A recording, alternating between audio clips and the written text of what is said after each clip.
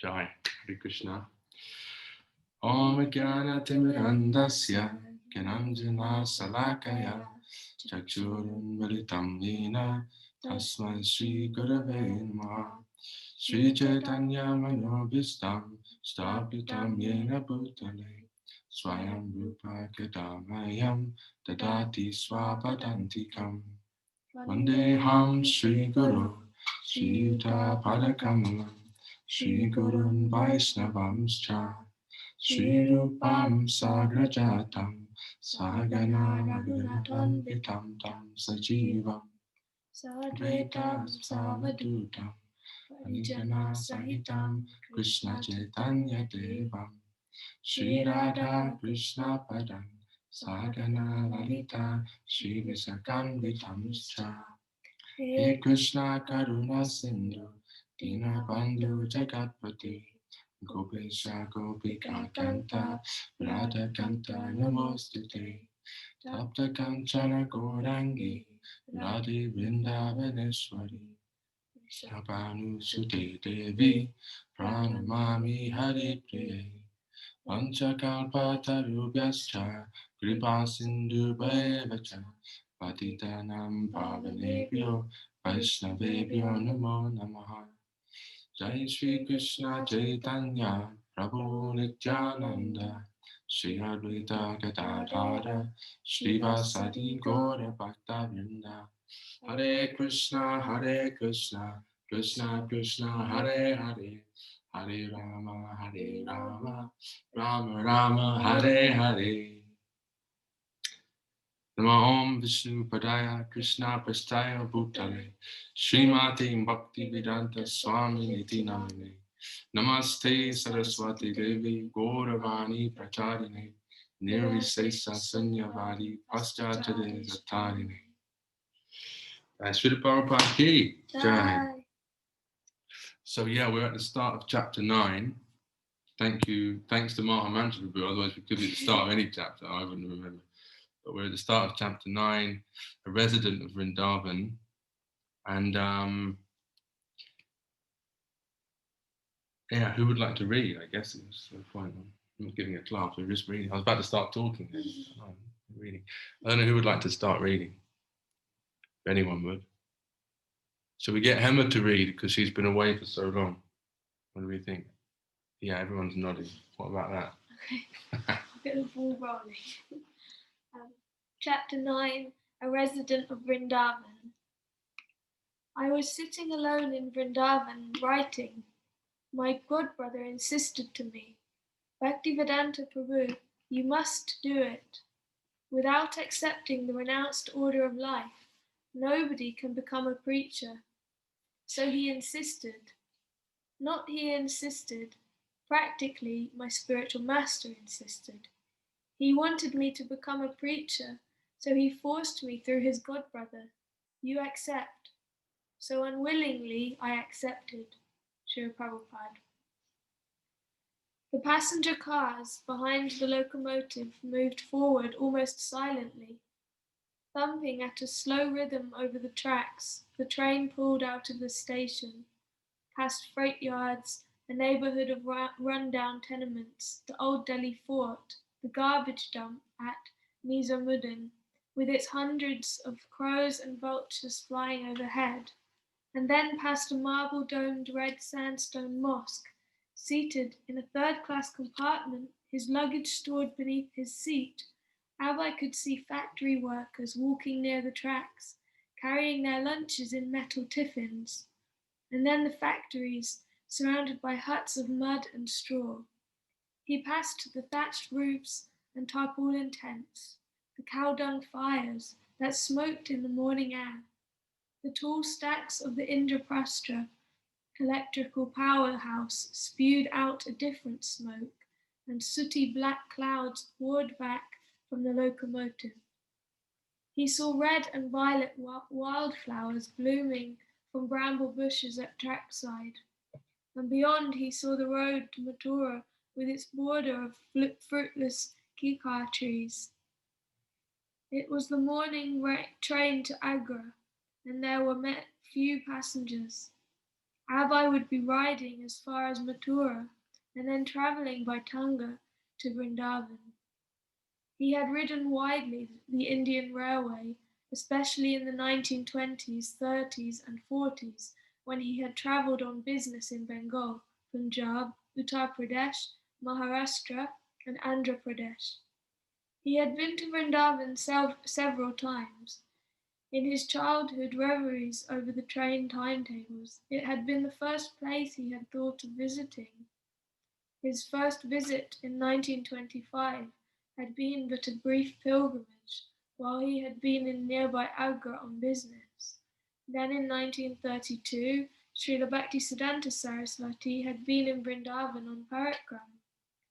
That had been a memorable visit. Abhay had heard him speak at Koshi, and Srila Bhaktisiddhanta had marked him. He likes to hear. And then at Radhakund, 3 years later, he had been with his spiritual master again.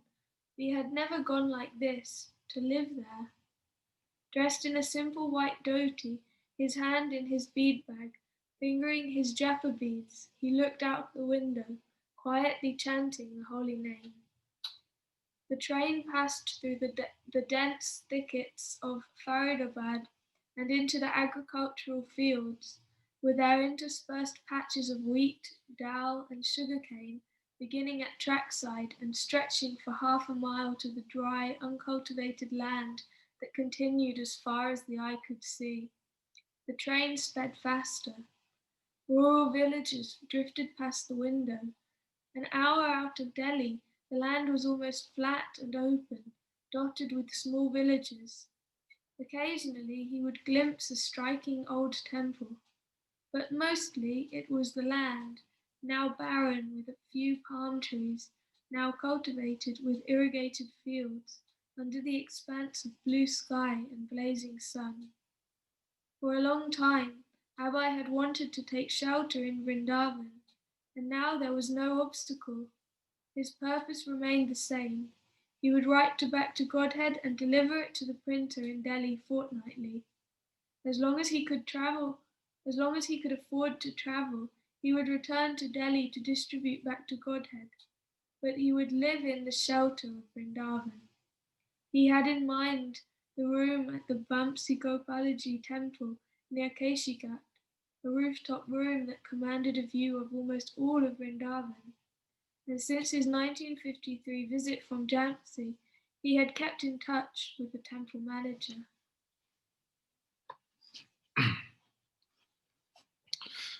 In moving to Vrindavan, Abhay was following his predecessor spiritual masters. Srila Bhaktisiddhanta Saraswati and Bhaktivinoda Thakur had had their house at Radhakund and had preached in Vrindavan. Gaurakishore Das Babaji, Jagannath Das Babaji, Vishwanath Chakravarti and Narottam Das Thakur had lived either in Vrindavan or in Navadvip, near the birthplace of Lord Chaitanya. Lord Chaitanya and his immediate followers had an especially intimate relationship with Vrindavan. Lord Chaitanya had commissioned Rupa Goswami and Sanatana Goswami to uncover the places of Krishna's pastimes in Vrindavan that over the centuries had become lost. Rupa and Sanatan had left their prestigious government posts and gone to live in Vrindavan. Dressed in simple loincloths, they had lived without fixed residence, staying each night under a different tree. They and Jiva Goswami, Raghunath Das Goswami, Raghunath Bhatta Goswami and Gopal Bhatta Goswami, known and worshipped as the 6 Goswamis of Vrindavan, had compiled a voluminous literature on Krishna Bhakti. They had inspired wealthy Vaishnava patrons to erect Vrindavan's great temples, Govindaji, Madan Mohan, Radha Damodar, Radha Raman. At Radhakund, shortly after Lord Chaitanya's departure from the world, Raghunath Das Goswami had chanted 100,000 names of Krishna and discoursed for several hours daily on the pastimes of Lord Chaitanya. There also, Krishnadas Kaviraj had compiled the Chaitanya Charitamrita, describing the life and teachings of Lord Chaitanya. Even those Gaudiya Vaishnavas who did not live in Vrindavan kept Vrindavan always in their hearts and proclaimed its glories. The Chaitanya Charitamrita describes the great ecstasy Lord Chaitanya felt while traveling from Puri to Vrindavan. Sri Chaitanya Mahaprabhu's mind was absorbed in ecstatic love at Jagannath Puri, but when he passed along the road on the way to Vrindavan, that love increased 100 times. The Lord's ecstatic love increased 1,000 times when he visited Mathura, but it increased 100,000 times when he wandered in the forests of Vrindavan. When Sri Chaitanya Mahaprabhu was elsewhere, the very name of Vrindavan was sufficient to increase his ecstatic love. Now when he was actually traveling in the Vrindavan forest, his mind was absorbed in great ecstatic love day and night. He ate and bathed simply out of habit. Vrindavan is the earthly manifestation of Lord Krishna's eternal spiritual abode, which the Lord himself describes in Bhagavad Gita. There is another nature which is eternal and is transcendental to manifested and unmanifested matter. It is never annihilated. It is the supreme destination. When one goes there, he never comes back. That is my supreme abode. Krishna's activities of eternity, bliss, and knowledge, and his abode, Goloka Vrindavan, are described in many Vedic literatures. I worship Govinda, the primeval Lord, the first progenitor, who is tending the cows, yielding all desires, in abodes built with spiritual gems, where he is surrounded by millions of purpose trees and always served with great reverence and affection by hundreds and thousands of Lakshmis or Gopis. Although Lord Krishna's abode, Goloka Vrindavan, is far beyond the material world, when Krishna comes to earth, he displays his eternal abode in the Vrindavan of India. That 84 square mile tract in North India is identical with the eternal world in the spiritual sky. To live and die in Vrindavan guarantees the devotee's transfer to the eternal spiritual world. The residents of Vrindavan, even the animals, are exalted. At the end of life, they will transfer to Goloka Vrindavan. Lord Brahma therefore prayed that he might take birth as a clump of grass on the outskirts of Vrindavan, so that these pure devotees would purify him with the dust from their feet. And Vaishnava Shastras declare that even by only a brief visit to Vrindavan, one can realize the Supreme Lord in his heart. Chaitanya Charitamrita states, like the transcendental body of Lord Krishna, Gokula is all-pervading, infinite and supreme. It expands both above and below without any restriction. That abode is manifested within the material world by the will of Lord Krishna. It is identical to that original Gokul. They are not two different bodies. The land there is touchstone, Chintamani, and the forests abound with desire trees, although material eyes see it as an ordinary place. The ideal place to execute Krishna consciousness is Rajabhumi or Vrindavan, where people are naturally inclined to love Krishna, and Krishna is naturally inclined to love them. I don't know if anyone wants to carry on.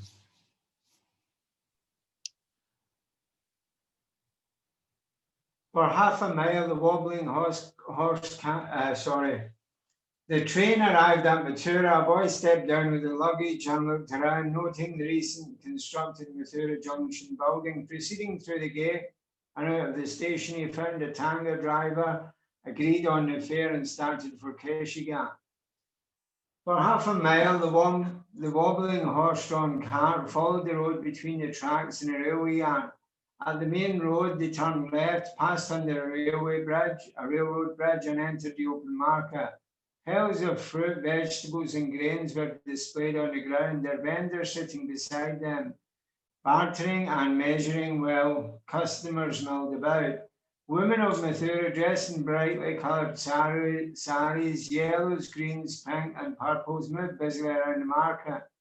The many-coloured traffic consisted mostly of bullock carts, the drivers often squatting on the wooden yokes between the shoulders of the animals, whipping alternately one ox and then the other, with the length of rope joined to a wooden handle. Although this was the most populated area in the trip to Vrindavan compared to Delhi, it seemed simple and rural. The sun was high and the tanga top provided partial shelter, and the summer heat had passed. Beyond the bazaar, the road curved to the right, and a boy saw the nearby white domes of the massive sandstone mosque, marking Krishna Janmasthana, the birthplace of Lord Krishna.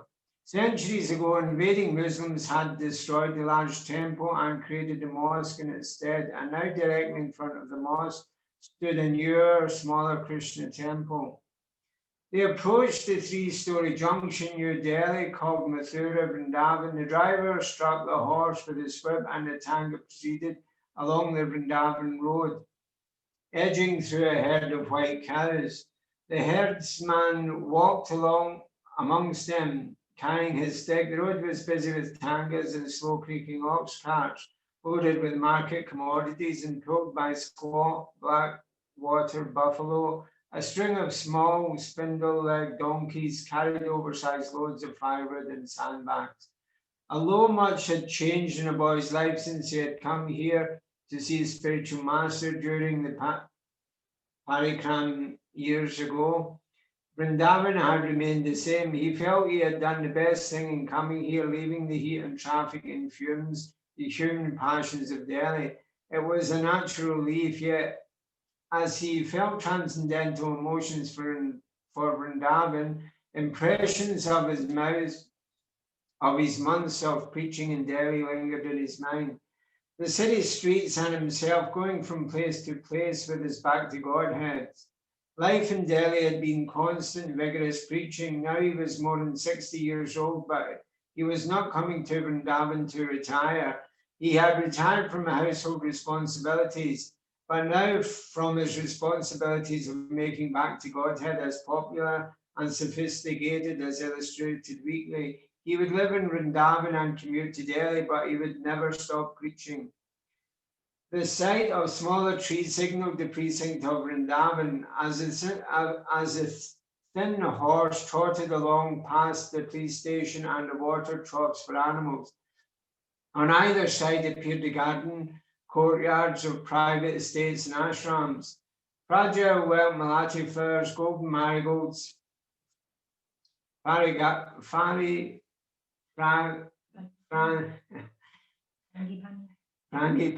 trees, red hibiscus, trees of sorrow, and many other flowers and trees, some known only in Vrindavan, bloomed forth in the brilliant sunlight. And Radha Govinda temple loomed fortress-like on his left, and opposite in the distance, the high-raising tower of Raghunath temple.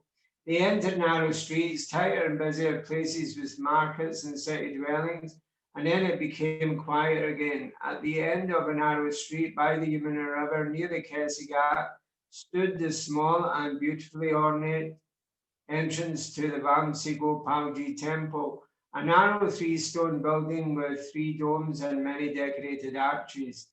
After stepping over the curbside drain and walking up the 3 marble steps, a boy entered the front door, the driver following him carrying the luggage. Once inside, a boy removed his shoes and entered the courtyard, which was open to the sky through a metal grate, on which a few birds sat 2 floors above. A column of sunlight lit one side of the courtyard where a potted tulsi sat atop a pillar. The temple seemed cool and quiet. Adjacent to the courtyard was a data room, its doors locked shut, oversized with a mezzanine and rooms whose entrances were visible from the courtyard. A few saris and strips of cloth hung on improvised clotheslines. Mahat Gopal, the temple pujari, whom a boy had known since 1954, greeted him cheerfully. He was about the same age as the boy and had long grey hair and unruly beard. Although a boy's attire was modest, he appeared well dressed compared to Gopal, who wore only a coarse dhoti. Gopal led Abai upstairs. Coming out onto the roof, Abai smiled to see again the wonderful vista. Barely 100 yards away, he could see the Yamuna, not only the immediate patch of water flowing from him, but to his left and right, a broad curving sheet of river shimmering in the afternoon sun. There were sand and deltas, herds of cows and buffalo grazing. The flat grassy banks of the Yamuna and plains and trees as far as the eye could see, and in the opposite direction was the town of Vrindavan, marked by dozens of temple spires and domes. Abai's room, the only one on the roof, was small, with narrow double doors and barred windows. Sitting on the apartment's roof, monkeys with their tiny offspring sat watching, unalarmed. Just outside the door, a 2-foot-high cement pyramid signified that the temple deity was directly beneath. Abai entered the room. Through the barred windows, he could see the palace of Keshigat, the venerable tower of the Gopinath temple, and beyond the uninterrupted flat river, the green banks and the sky. After acquainting Abai with the deities of the room, the small kerosene burner, the rope and bucket for drawing bath water from the well to the roof, Gopal meticulously produced a government-stamped rental agreement. Abai wrote a short paragraph declaring himself a disciple of the late Sri Srimad Bhaktisiddhanta Saraswati Prabhupada, and attesting to his renting the room at 5 rupees per month. Both parties signed. After his bath, Abai took prasadam and rested. When he heard the bells ringing in the temple below, he went down to see the deities. Gopal, who had been the temple's pujari for many years, had seen it reconstruction in 1923, had told Abai that the temple deity, Vamsi Gopalaji, had been installed 350 years before the Mahant Haladas of the Nimbaka Vaishnava Sampradaya. Gopal himself had installed the deity of Radharani, Vamsi Gopalaji, standing in a graceful threefold bending form and holding his flute, was very appealing. He was 3 feet tall and of black marble. Radharani, slightly shorter, was of brass. They were simply dressed in rough white cotton and illuminated by the dim glow of a kerosene lamp. Abai could see that they were being cared for, but because of poverty, there was no opulence. He returned to the roof as the sun was setting over the town of Vrindavan. Having the entire roof's walkway to himself, Abai walked and chanted japa, enjoying the cooling early evening breeze from the Yamuna. Occasionally, a solitary boat would pass on the calm waters of the Yamuna, and a devotee somewhere unseen could be heard chanting evening prayers at Keshigat. He felt pleased with this location in the heart of the pastimes of Lord Krishna. He was not a newcomer, spending his first day in a strange town. Everything here was already familiar and dear. As Vrindavan was Krishna's abode, Abai was Krishna's servant, the servant of the 6 Goswamis, the servant of his spiritual master. He felt at home. As day turned to twilight, temple bells rang throughout the town. Abai walked to the western side of the roof and looked into the city of thousands of temples. The Govindaji temple, the Raghunath temple, and thousands of smaller temples were having their Satya Arati, Kirtan, and glorifying Lord Krishna. Abai responded to the sights and sounds of Vrindavan as only a pure devotee could. His thoughts and emotions were full of appreciation and awareness of Krishna, Krishna's devotees, and Krishna's land. Naturally, he began to think of preaching, hankering for others to know the intimate peace and ecstasy of Vrindavan. Krishna, the Supreme Personality of Godhead, was inviting all souls to join him in his eternal road. Yet even in India, few understood. And outside India, people knew nothing of Vrindavan or the Yamuna, or of what it means to be free of material desires. Why shouldn't people all around the world have this? This was the abode of peace, yet no one knew anything of it. Nor were people interested, but this is what they were actually hankering for. Abai thought of back to Godhead and how by Krishna's grace he might expand his preaching beyond India to the whole world. His God brothers, it would have been better if they had all worked together in the Gaudiya Math, but many of them were at least keeping the regulated principles. None of them, however, seemed to be doing much beyond maintaining a temple here, an ashram there, worshipping a deity, eating and sleeping. But there was so much more to be done in broadcasting the glories of Vrindavan. Abai chanted and thought of Krishna. Gradually, he turned to his task of producing the October issue of Back to Godhead, due to be printed shortly in Delhi. He had a deadline to keep.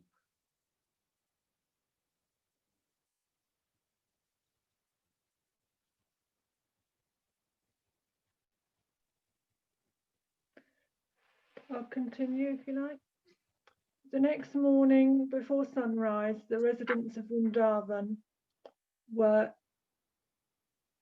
astir, bathing in the Yamuna, performing puja to their deities, reciting mantras. But Abai was awake even before most, writing in stillness beneath the light in his rooftop room. As he wrote diligently in English, scriptural references appeared and took their place within convincing arguments. For hours he wrote page after page in an exercise book, until gradually the chirping of awakening birds signalled the end of the dark night's stillness. Soon the sun would rise.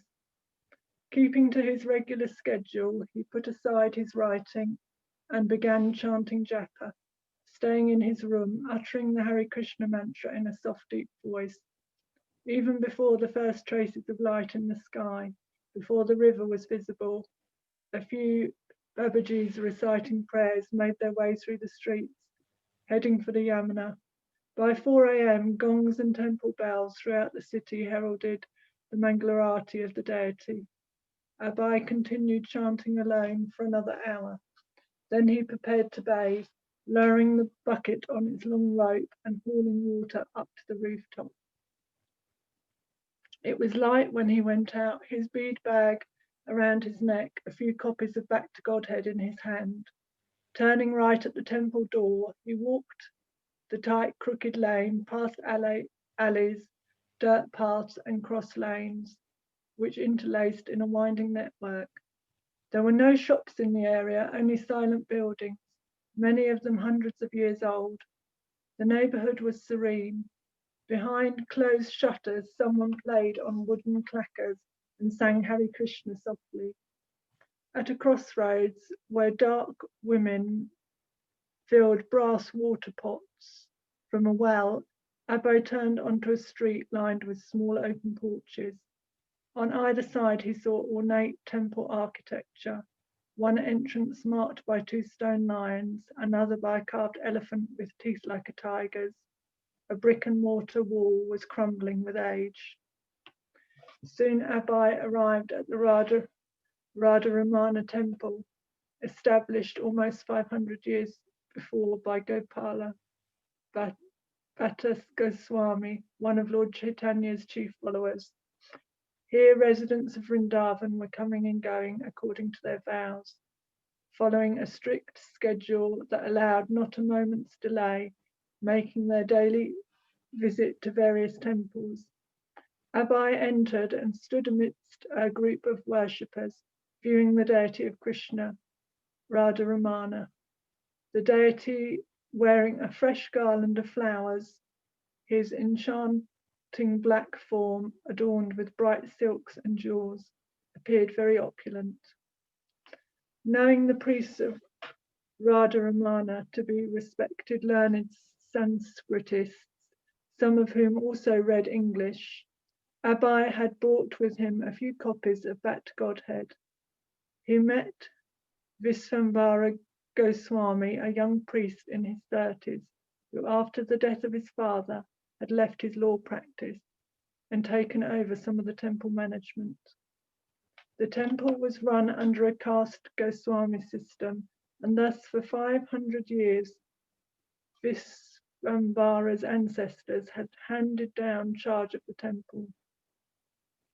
Although Vishvambara had met many sadhus, he was immediately struck by Abai's gentle and humble demeanour.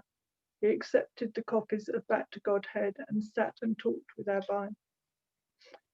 Abai then continued along Vrindavan's winding lanes to visit another temple, Radha Damodara.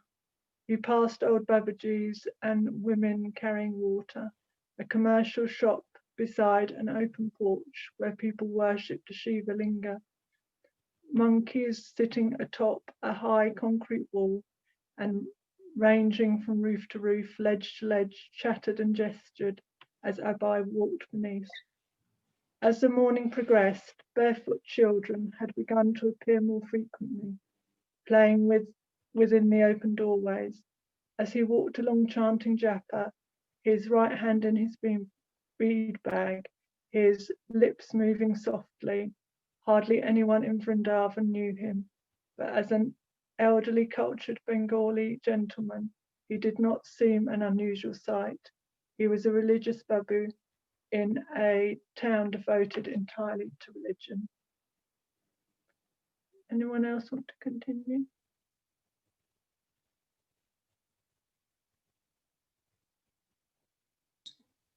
There we go. Abai would regularly visit Vrindavan's important temples, and afterwards he would shop, returning to his room around 11 with vegetables for cooking. Using the kerosene burner and a 3-tiered cooker, he would cook rice, potatoes, and sometimes sabji. He would also cook chapatis. He would take only one meal a day at noon, and in the evening a cup of milk. When he did not have to cook, he would take the prasadam of the deity. After lunch, he would nap for 15 minutes and then write. He rarely received visitors, but stayed alone, writing. Just before sunset, he would again go out visiting temples. At Keshi Ghat, he would pass by sadhus sitting alone here and there, facing the Yamuna. The river itself was little trafficked, sometimes a boat or two slowly moving on the river's placidity. Sometimes a fish splashed in the water, or a bird winged along the river, watchful. Keshi Ghat was quiet and beautiful, especially after the sun had relented for the day. Sadhus would hail Abai on sight with Vrindavan's common greeting, Jai Radhe, and Abai would return his Hare Krishna. When in the evening he walked through town, he would find himself amidst the vibrations of one kirtan after another. In the temples of Krishna, Rama, Chaitanya, Nrsimha or Shiva, in ashram halls, in homes, even amongst groups walking on the streets, there would be kirtan.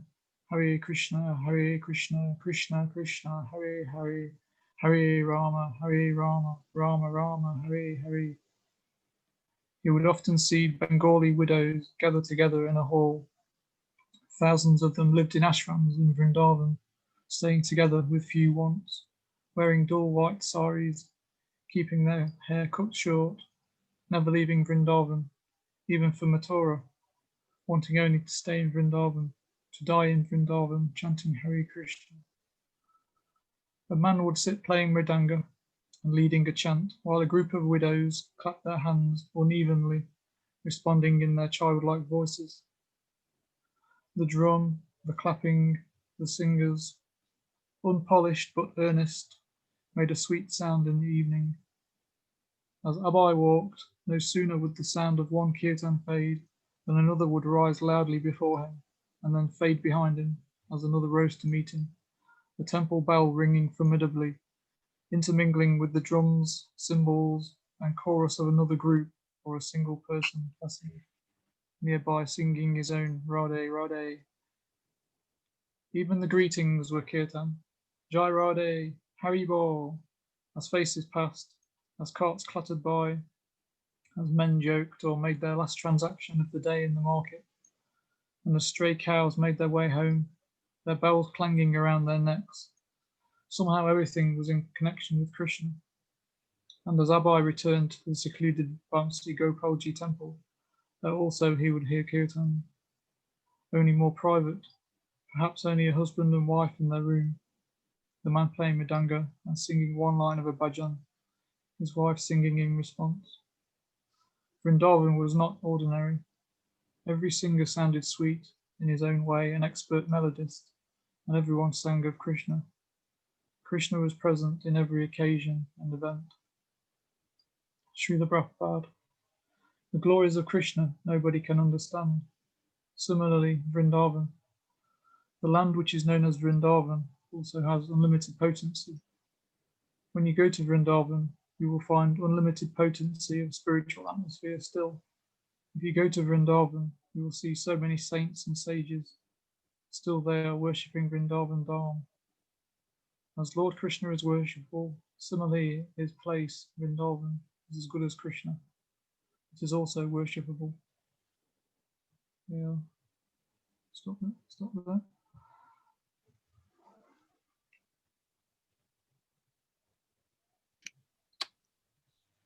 Commuting became difficult. He would take the morning train into Delhi and, having nowhere to stay, return to Vrindavan the same night. That that didn't give him much time in Delhi, and it was expensive. At first he had stayed with Mr. Gupta, a pious gentleman who studied the Gita regularly and afforded sadhus a place to stay. Abai had explained to Mr. Gupta about his back to Godhead and his desires to preach in the West. It had been a good arrangement, and Abai had kept to himself, writing, but in time another sadhu took the room. Even with his minimal personal expenses, it was difficult to raise enough in donations to cover travelling, printing, and mailing. Giving copies of Back to Godhead away wasn't difficult, and he was doing that in Vrindavan. But working alone, writing, editing, selling, soliciting donations was too much.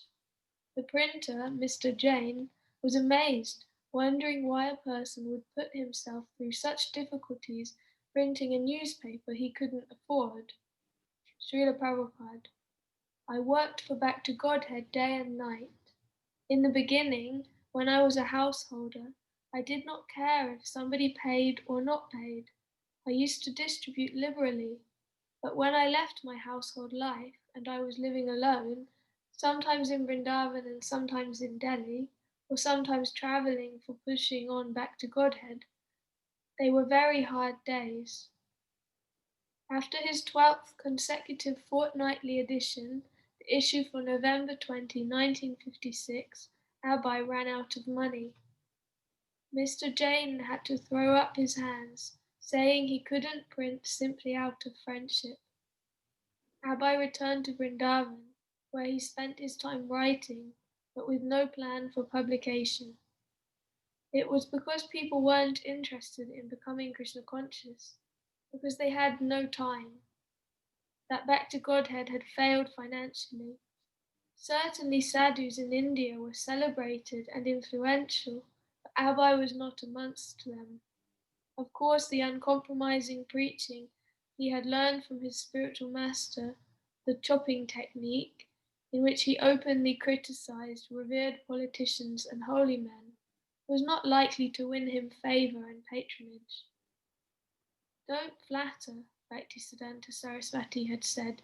Speak the truth, and if Krishna is pleased, then you will come out successful, money will come.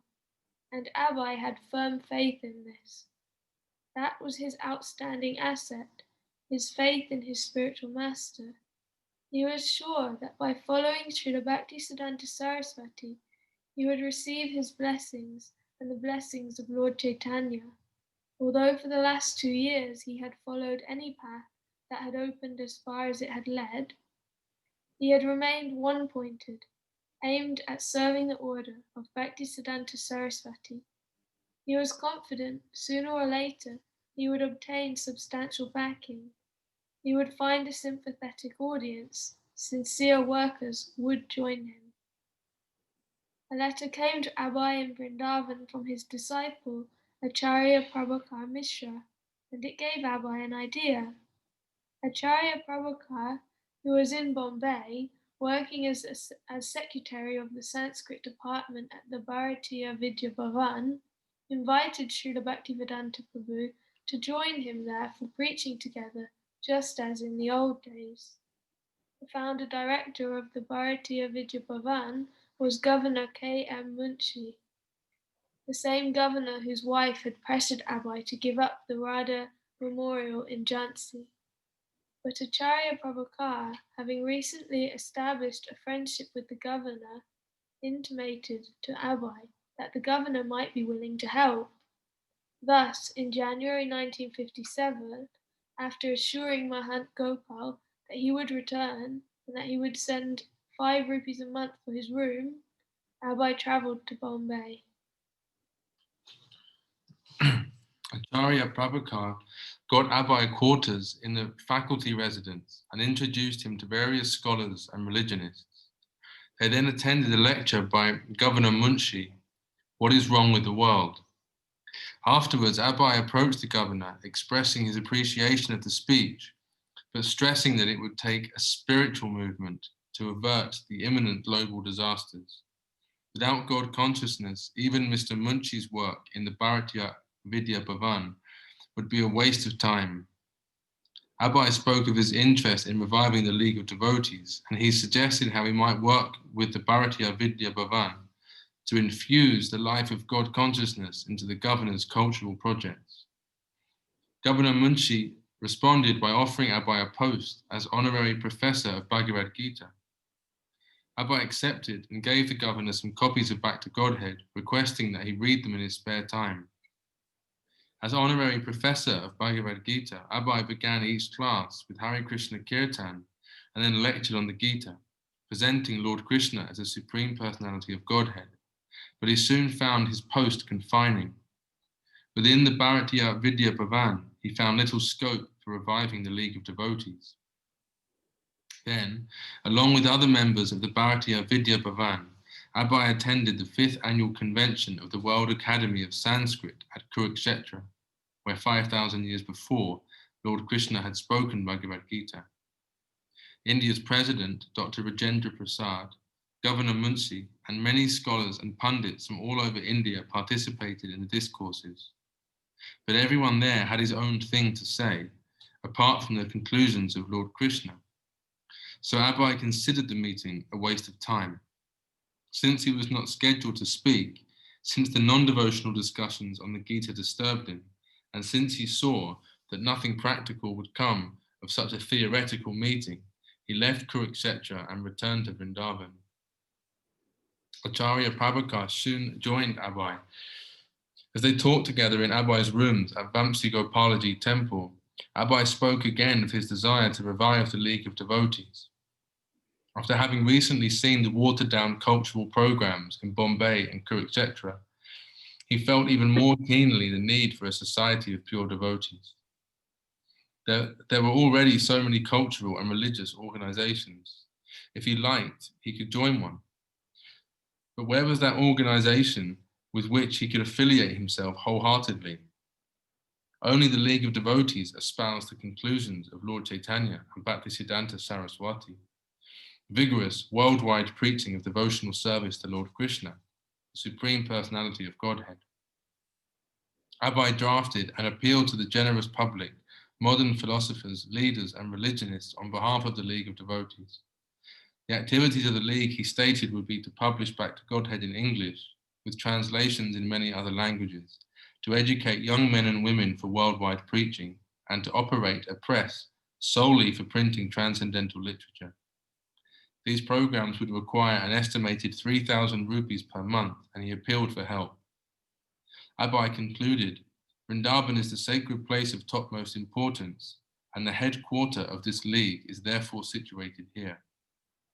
Using the impressive new titles, Honorary Professor of Gita, Bharatiya Vidya Bhavan, and Honorary Secretary of Hare Bhavan, Abai, with the assistance of Acharya Prabhakar, launched another attempt at rallying support for Back to Godhead and the League of Devotees.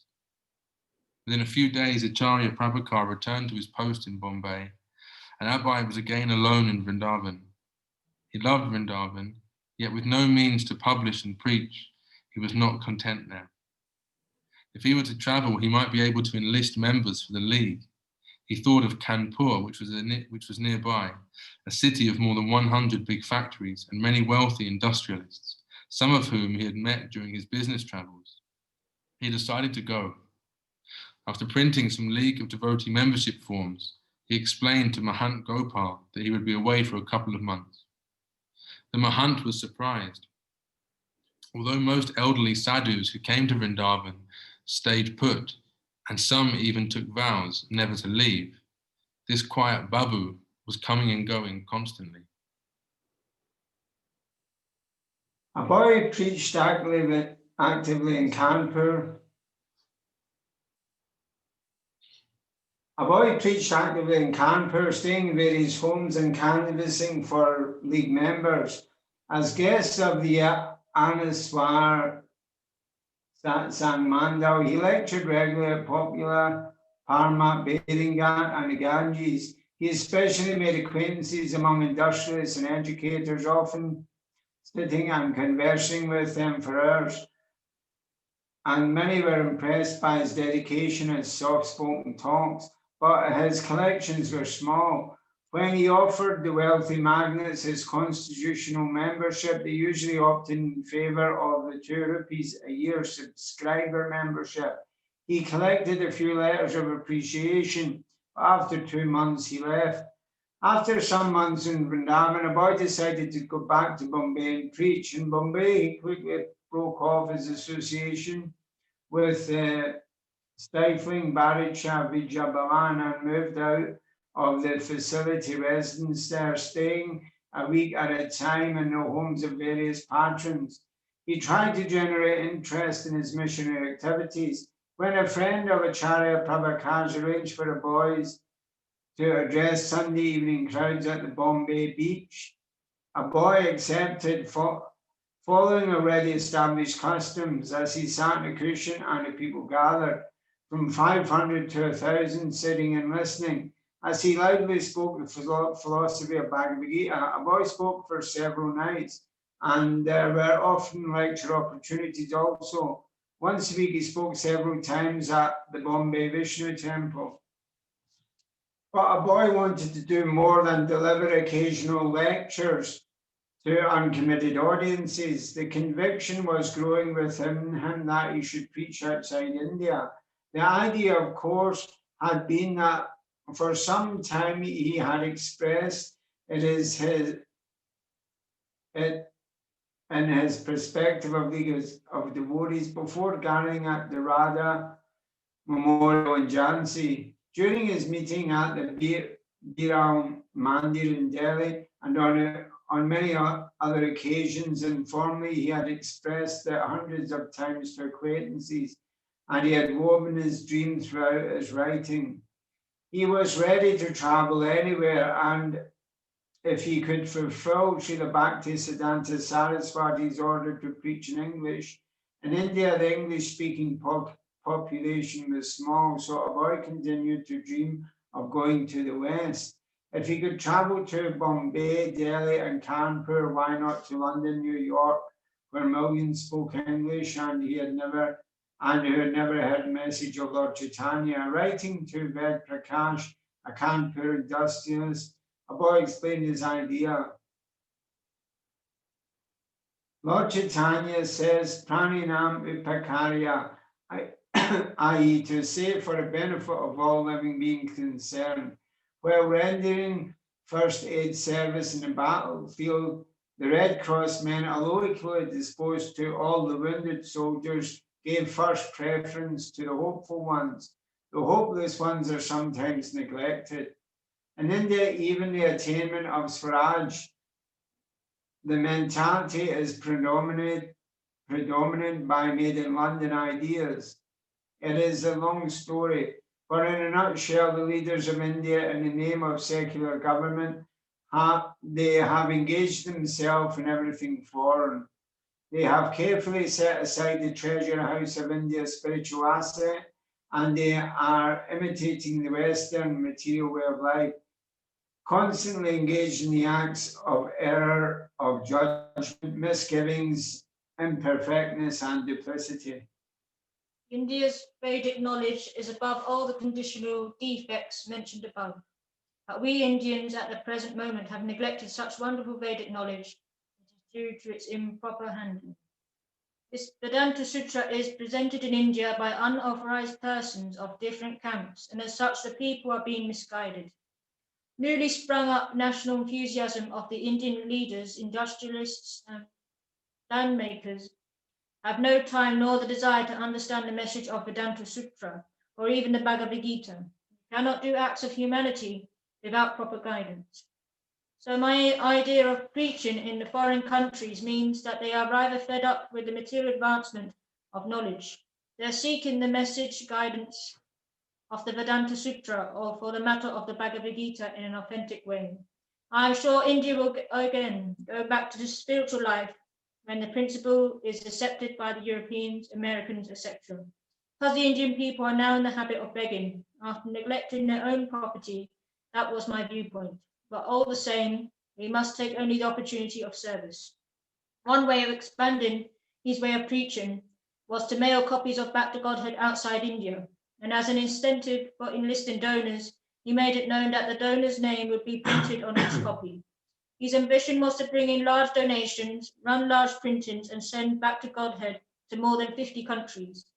His signed quotas: America would receive 10,000 copies, Argentina 500, Belgium 500, Brazil 500, Burma 1,000, Canada 500, Chile 500, China 10,000, and so on.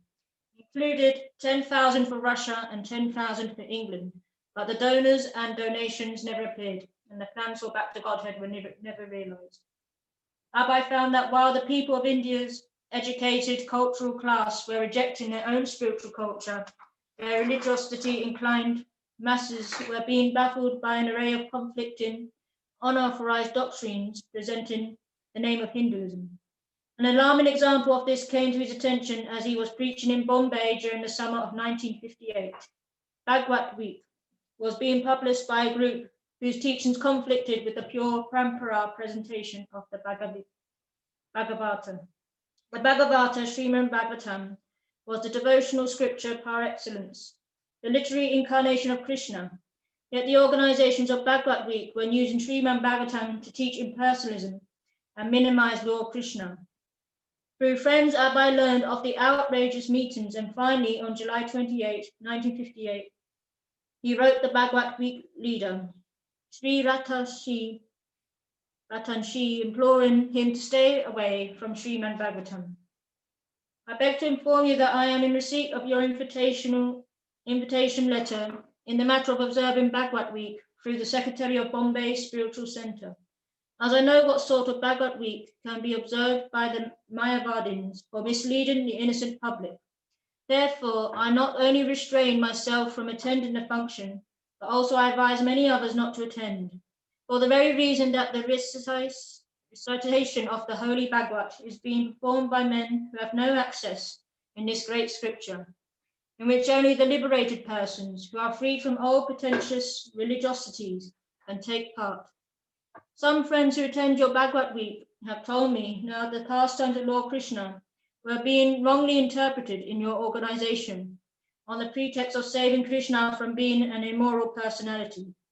Save these foolish audiences in future. Maharaj Parikshit had already asked Sri Padshukadeva Goswami to clear the Rasa Leela activities of Lord Sri Krishna. The transcendental nature of Rasa Leela does not require to be apologized by any Mayavadi or mundane moralist. The Leela is what it is. In the sloka number 30, it's forbidden that a mundane person should indulge in hearing Rasa Leela or should hear Rasa Leela from a mundane person. In your organization, both the audience and the literature are mundane persons, and their indulgence in the matter of Rasa Leela out of sheer foolishness will result in imitating Rudra, who swallowed up an ocean of poison.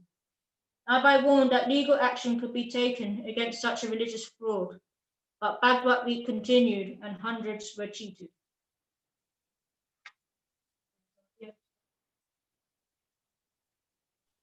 Hare Krishna, thank you. I think you should probably stop.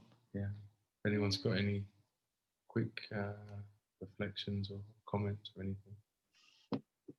I thought it was a lovely description of Vrindavan. I definitely want to go now.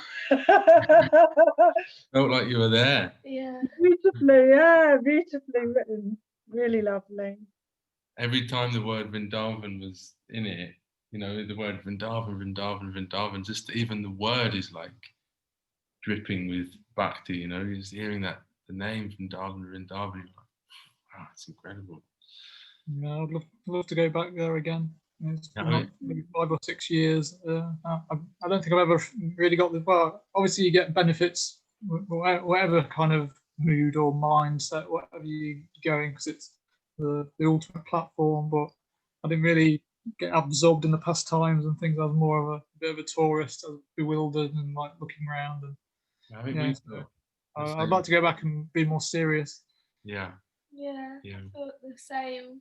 We went for about just a few days. It was like 3 days, and we were very overwhelmed. Yeah. So I don't think we really we felt like we got smashed in the face by Vrindavan and then left. Basically, we like I mean, we went to all the temples and we managed to do some service in the deity kitchen. It was Lord Nityananda's appearance day when we went there.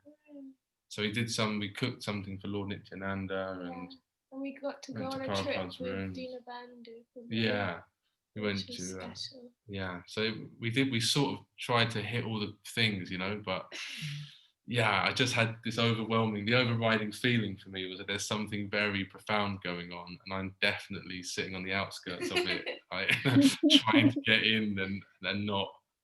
And then in Mayapur, when you go, like, the mercy is just flowing so freely, it seems like you can just get into it so easily in Mayapur. But yeah, Vrindavan, I just sort of felt like, well, I couldn't really penetrate what was going on. Yeah, it's amazing reading in here. Of course, Vrindavan, and now it's nothing like that. 50 years hearing later, what Vrindavan was like then. Yes. Peaceful and it's like so noisy, and it's like a constant riot now. But still, that's just the kind of external thing, isn't it? Yeah. Yeah, it was nice hearing how all the people, it was walking by all these temples and houses, and he heard the Maha Mantra coming out, the chanting, and people were walking, even the people who were walking in the street were chanting, you know. It's like, you know, I mean, that's amazing, right? I mean, imagine like walking down that and everybody, all the houses you're passing, people are like chanting the Maha Mantra and there's a party walking past. I mean, I really loved hearing that. It was so nice hearing that. It was like amazing, you know. I just like thought, wow, you know, it's so nice. Like just to even hear about it, you know, just to like yeah, it was so nice listening to that part of it. It reminded me a bit of like when you're in Mayapur now, and all the blocks of flats and the buildings are going up as the city develops. And actually, as you walk around Mayapur in the evening around sort of 7 o'clock, when it's time for Gora Arti in the evening, you will just hear like riotous kirtans going on, and you can't quite. You're like, where is it? And suddenly it sort of twigs that practically every building, every apartment in every block and every building have got Gauranatai deities. And everyone's doing some arti for their deities in every single flat that's going on. And some of them, there's whole groups are getting together, and there's like cartels banging, and the wampas and the mridungas, and it's just like, you can imagine everyone's just sweating in this little like living room in a flat somewhere going crazy. I have a good recording. I don't know if some of you might have it, but there's a recording someone gave me of Vrindavan at 5 a.m. It's about a 2 hour, I think it's like a 2 hour, or maybe it's a 1 hour recording. And it's just like an ambient recording of Vrindavan. So at 5 o'clock in the morning, and so you can hear like the peacocks and the birds singing. And now and again, you just hear someone walking past. And as they walk past the microphone, you hear just like, Hare Ram, Hare Ram, like that. And they're chanting their japa. And then sometimes you hear some cartels. And I can try and send it to you if you want it somehow. If anyone wants it, and you send me your email address, because sometimes I haven't done it for a while, but I used to just play it in the house while I was just doing whatever, or when you're chanting your japa in the morning, you just play this sound, because obviously the sound of Vrindavan is non-different to Vrindavan, isn't it? Even so, it's quite a nice thing to have playing, just sort of around, yeah. Is that a video or what? Sorry, say that again, Prabhu. I didn't catch that. Is that a sound or is it a video or? It's just audio. Yeah. I think yeah. someone's just sort of put a microphone, I guess, on their windowsill or something, and just let it run for an hour or two. Because we like putting a video of like Vrindavan on or somewhere we're taking prasadam, you know. Oh. Really nice, you know, just watching the goings on of Vrindavan, you know, while we're taking prasadam. It's really, really mellow, really nice, you know. We were watching about Mayapur as well, you know, and Indrajumna Swami's like tours and all that, you know. Yeah, I was going to say actually, Indrajumna Swami's videos of the Vrindavan Parikrama are amazing. His sort of he's got like a media team that follows him and makes these really Drones and videos. everything. Yeah, they're really great. And yeah. And, have you seen Bhakti Chaitanya's videos of his videos of Govardhan Hill. They're very good. Okay. He's got videos back to Chaitanya Swami. You know, he's like, he pronounces every single word like he's speaking. If you hear him speak, if you ever hear him speaking, I like to listen to him. He's like my elocution teacher, you know, and because he speaks just like such proper English, you know, every single word is like pronounced perfectly, you know. You can hear it, you know, you sit and listen, you're like, you clearly understand what he's saying because he pronounces every single word perfectly, you know. But he does, I think it's about 3 videos circumambulating Govardhan Hill when he visits all the holy places on his way around. Really nice videos, really, really nice. Yeah, we'll check that out. Check it out. Yeah. I'll try and maybe if you have a link for it, Prabhu, could you maybe put it in this group, in the Prabhupada Lilamrita group on Facebook? Yeah, if I can find it, yeah. I mean, we can have a look as well. Yeah, we can search it as well. Yeah. He's got another series of lectures as well called Playground of Vrindavan. It's like maybe like 1 or 2 2-hour videos, but it goes through all the holy places in order. Yeah, I'll try and send a few links. Okay. Yay, that'd be good. Brilliant. Yeah. You can get the Vrindavan nectar going. Yeah. Fantastic. Great. Wow. Okay. Yeah. So we've still got the second half of it to read. There's still more. I haven't even started yet. But, To look forward to. Prabhupada's rooms at Radha Damodar temple. They're really special. Yeah, that was the one thing I think we went to that was gets you. Yeah. It's really powerful. Yeah. So I guess we'll hear about them. Special place. Yeah. Great. Yeah, Palik has found the Bhakti Chaitanya videos are called. Yeah, she's just going to share it now. Okay, brilliant. Is that, are we sharing it on Facebook, yeah? Or here? Yeah, that is know. They're brilliant. Yeah, the glories of Vrindavan it's called. Oh, the glories of Govardhan Hill. Govardhan Puja is not that far away now, isn't it? Yeah, it must be coming up. Not a million miles away, yeah. Great. Well, I've already been eating halava for the last 2 days. You know? It's getting warmed up, eh? Yeah, it's like halava for a week and you feel guilty, it's going to go to waste. You know? Everybody in the street gets like halava, you know. Yeah, around all the doors, you know, like there's some halava for you. Last year we did it. It fell on a Monday last year. Yeah, so and Monday night is our university program. So we turned we built a hill of Govardhan Hill out of halva and sweets, and we offered a full arti in one of the classrooms on the campus. You're not supposed to have any food or drink or naked flames or anything in the classroom. We had it all. Whatever, we just did it, and all the students just freaked out. 25 students dancing around a hill made out of halva. They couldn't believe their luck. They didn't know what was going on. They're very happy. They were sort of looking at each other like, what is this? What are we doing? Brilliant. But it gave them a lot of faith. They all just surrendered, didn't they? It was amazing. Very transcendental thing. They just surrendered and they accepted it. Yeah. And then we obviously, they accepted the halva as well. They definitely accepted it. Yeah. Great. Okay. Right, we should probably we'll wrap it up. We'll find a couple of those links and we'll post them in the group as well, and I'll put the video up now. And because there's still people I know, like Victoria and other people, they do watch these readings and stuff. I know Radha Priya wants to join in. Yeah. In person. So it's good if we can share those bits because people will like it. Yeah. Okay. Palik has put on that. About the glories of Govardhan Hill. She's shared that with the group. Brilliant. Thank you so much. Yeah, we'll put that on now, I think, while we're doing everything. We'll get it. We're going to see it. Yeah, great. Thanks so much, everyone. Bye. Hare thank Krishna, you. Hare Bol. And yeah, we'll see everyone soon, I suppose. Yeah, Yeah. maybe tomorrow or whatever. Yeah, yeah. Okay. Srila Prabhupada ki jai. Sri Vrindavan Dham ki jai. Ram. Hare Krishna. Hare Rama. Hare Krishna.